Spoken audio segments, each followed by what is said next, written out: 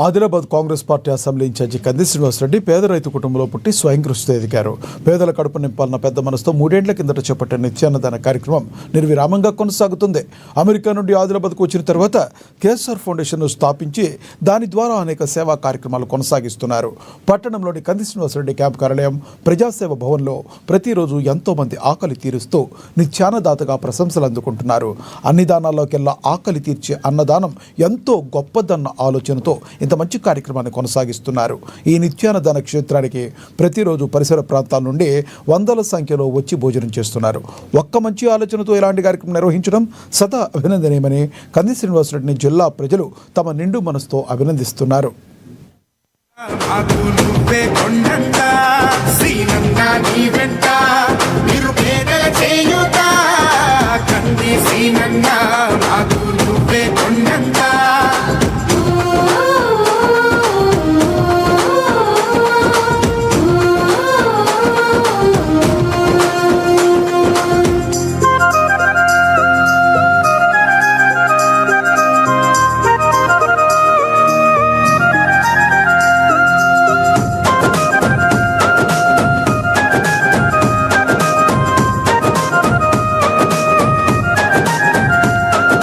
పోరాటానికి పొలికే కై పిడికిలి ఎత్తినవు, పేదల బ్రతుకుల మార్చుటకై పయనం గట్టినవు.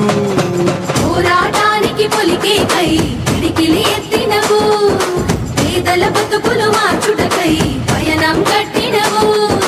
ఉరిమే ఉరుమై నిలిచినవో సీనన్న, ఉద్యమ కాగడమైనావో కంది సీనన్న. ఊరు ఊరు నా హోరు నువ్వై ఓ సీనన్న, గుండె గుండెను